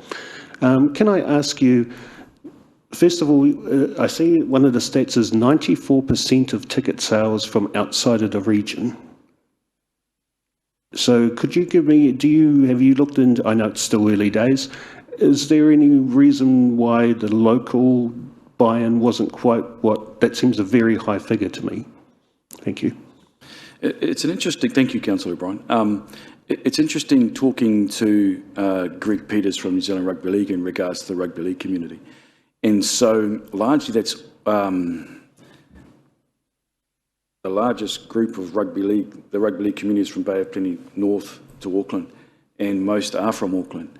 So the percentage that we had from Auckland would be reasonable considered what they're used to seeing. I guess for us, there's the international piece, the 6.3% Australia, that certainly if we were to do this again, we'd like to attract more of our Australian market as well. But largely the rugby league community is South Auckland, Counties Manukau. Thank you. And another question, which I'm sure you've had feedback on already, but I've heard from so many people in our hospitality and accommodation asking, and I appreciate, thank you for your reminder about the importance of the date, but to have two such fantastic events on at the same time, so many people said to me, what a shame, either the marathon could have been either a week before, week after, etc., like that. Do you have a comment on that? Look, thank you again, Councillor Bryan. In hindsight, I wouldn't want to do that again. Like that, I certainly think we've learnt some really strong lessons to be able to take us forward in regards to how we might deliver those events differently into the future. Certainly, I appreciate what you said about our teams. Our teams were working their finger to the bone in regards to wanting to deliver for the community and for you as our councillors as well. So many lessons to be learned here. Certainly, we accepted the challenge in regards to having a couple of those big events in our town, given what else was going on in our town at that time. Yeah, it was a challenge, but really proud of the effort of the teams across both of those big events, given the desire to want to do the right thing by Rotorua. But would I do it again? I think there's some lessons we would do some things a bit differently. Thank you for your response, much appreciated, and I think on behalf of all of us we would all agree that your team stood up and accepted and excelled in the challenge. Finally, could I ask you, rather two questions to this, I'm sorry I'll be as quick as possible. If we have an event like this, how are we going to, let me put it another way. I would have thought that given the time that this has taken to get this, is this a full report or is there further information to come? This is the full? Oh, this is the report back, Councillor. Thank you. Bryan. Yes. So could I ask you, given the time that it's taken, I would have thought that you guys would have had, as part of your team, a set of objectives and KPIs that you were hoping to achieve, and I would have thought that the measures would have been fairly quick to get information and come back to us on whether you judged it a success or not. And I'm slightly concerned that it's taken so long to get this feedback that it has. Thank you. Look, thanks, Councillor Bryan. I guess there's a couple of things to take into consideration here. Some things to think about is that for our team, straight after this event, we had the COVID-5. We had our team taken out by COVID as a result of the mass engagement. We also returned back to BAU and delivering other events as well as dealing with the COVID piece. There were some other delays not of our doing in regards to thinking about the hospitality sector as an example and some of the stretched resources in those spaces. We were still waiting on some of the invoicing in that space. But equally along this line, we also had capacity issues at times as well in regards to making sure that we were eyes on the prize in regards to delivering other events. So appreciating what you're saying, we would have loved to have brought this back to you earlier. And as I said, during the annual plan deliberations, we certainly had some challenges in regards to closing some things out with the NRL and with the NRL turning their attention back to their competition, which is rightly so. We understand that. So there were a number of different factors. If I can also consider that until recently we've started reporting back, which is great, and our teams are really looking forward to the report backs. Prior to this, from my recollection, during that time there weren't any council meetings pre-Christmas that we could, obviously we weren't going to be reporting back during that time, but our team have been really conscious of getting back to you as soon as we can with accurate information and having to work alongside Thomas's team to make sure that we were accurate in regards to the financial position to give you the confidence should we have another event like this into the future.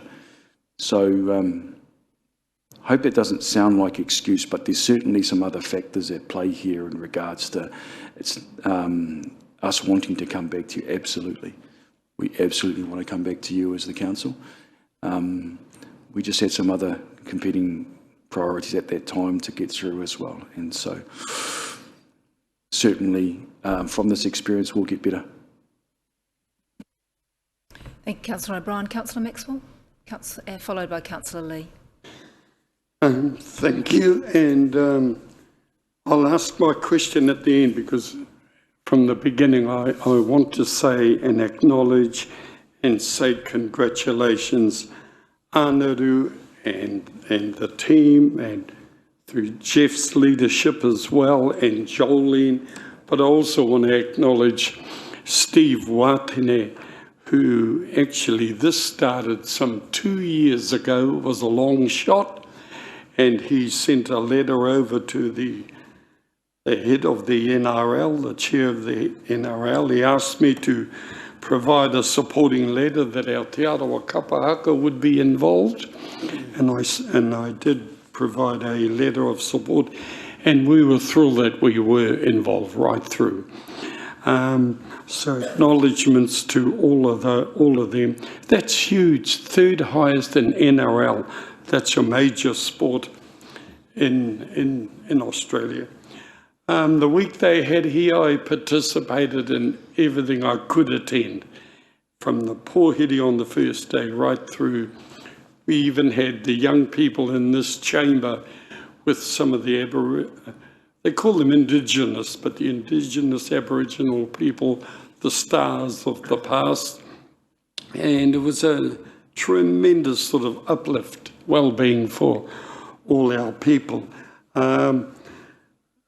You touched on it, and I can only say that, yep, you were right on about from the pōhiri through to everything that played, even the game. And the woman that participated, the pre-games that involved all ngā wahine was Tino Pai. I remember picking up the front page of our daily posts the week after the event, during the week after the event, and they highlighted the fact that our chairman of the New Zealand Māori Rugby League, who's not from our area, he was from Tainui and Waikato area, and I know they were pushing for it too if they could get it, but he said Rotorua deserved to host it, was the front headlines on it. I personally thank them for that he could acknowledge us here. I think that was money well spent from us here at Council, and even our own committee, NZCT, provided 50,000 towards this event, and our own organisation, is saying it's money well spent. So I wanted to do all those and say thanks to the whole team for running a beautiful event. The question I want to touch on is, do you think we will ever get it again? I know it's going to be hard, but will we? Thank you, Councillor Maxwell, for acknowledging our team and obviously for your support through the Te Arawa Kapa, but also your support as Councillor. It was remiss of me, I missed quite a significant point in the top line headlines in regards to the visitors. So of 9,264 visitors spending an average of $316, our team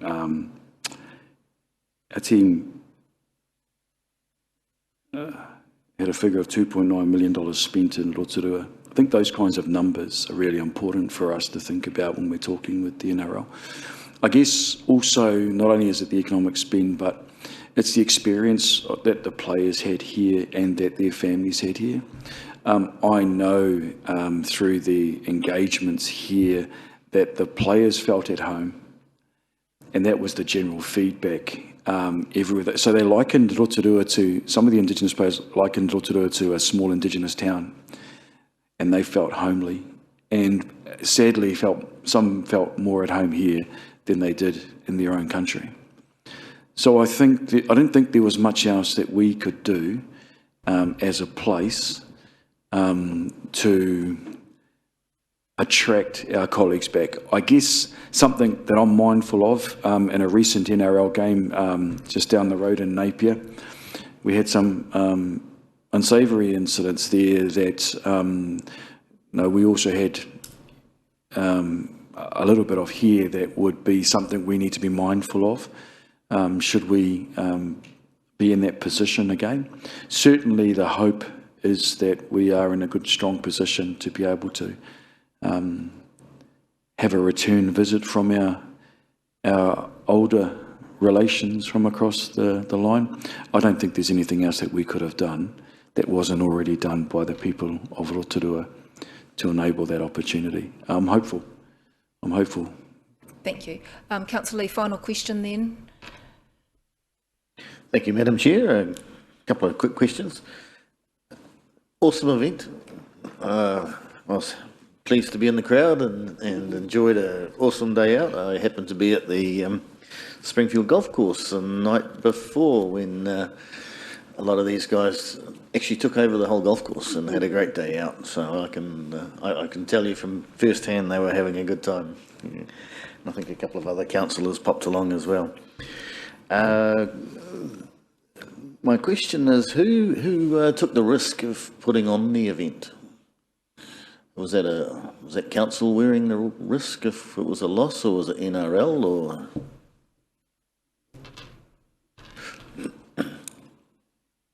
Well, certainly there was a contract. The financial risk, I mean, yeah. Yeah, a contract drawn up between us, and we had some underwrites there as well in regards to the contract. So certainly we had some risk, yes. Is there a breakdown of the costs, or you've just got one single figure for the costs? How is that made up? Oh, well, certainly there can be. Again, what I've presented today is where we're at current position, which I guess I'd have to have some further conversations with our Chief Financial Officer in regards to what a breakdown might look like. Final question, capacity of 20,000, it's previously been closer to 30,000 with Lions tours. Is that a change, or? Certainly different time of the year as well, being summer compared to, say, the Lions tour, which was in the winter. Certainly, again, we learn lessons from previous events in regards to what we see as being, I guess, best practice given the potential health and safety risks as well. So certainly everything evolves over time. For us, we were hopeful of obviously the 22,000, and certainly if we were to get the game back, that would be another aspiration in regards to what we'd like to do. Thank you very much. Thank you, councillors. I think we've had, if it's quick and it's a question and it has to be concise, because Thank you, Madam Chair. I want to draw this to a close. We're going to finish this meeting at 11:30, so. Well, sorry, this is what we're here for, isn't it? To be asking about ratepayers' money? It's what I came here for. Could we just make this question concise, please?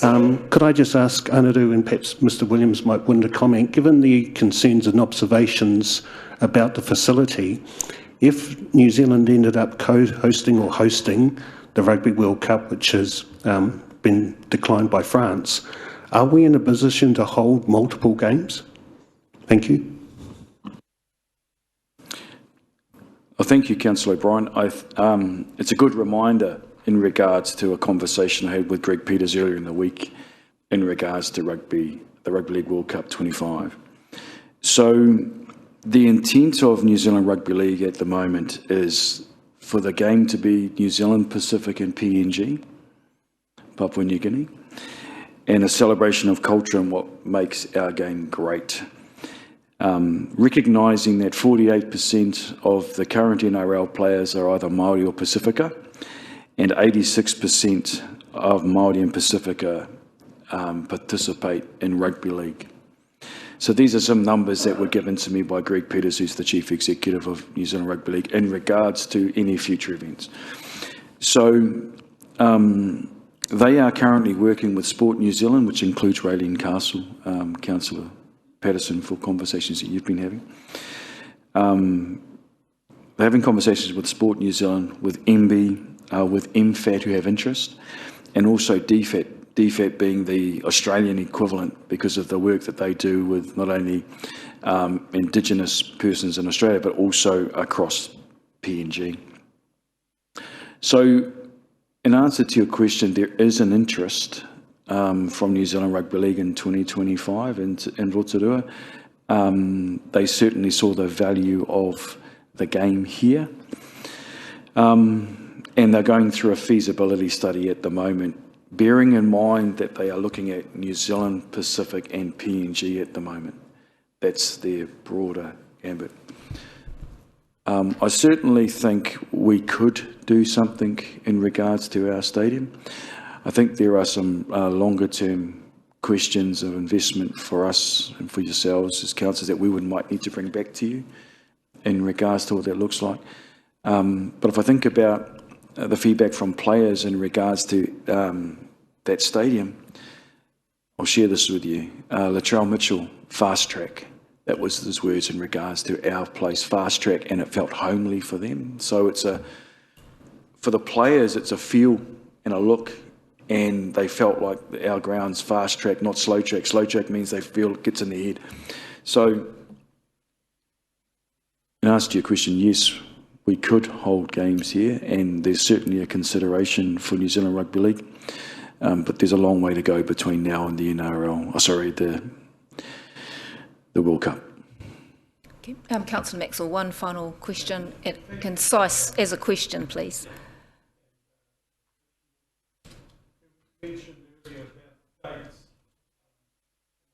Oh, sorry. There was mention about dates, and I know that was tough because they couldn't even name the dates in the advertising leading up to it, because even I was asking you, when is the date given? So there were reasons for that, but on one of the Zoom calls, yeah, you're dealing with a different beast, but on the dates, I was also sort of saying, please don't hold it 2 weeks later where Te Matatini is being held in Auckland and half the town would be up there anyway and things like that. So it's their call, it wasn't our call, if I recall. Okay, thank you, Councillor Maxwell. I'm not sure that we need to answer that question. Right, councillors, I think we've had a good session this morning around the NRL. If there are any further figures that are required, I'm sure that Anaru and Thomas can provide those to councillors. I'd like to ask Councillor Kiriopa now to close the meeting with the karakia.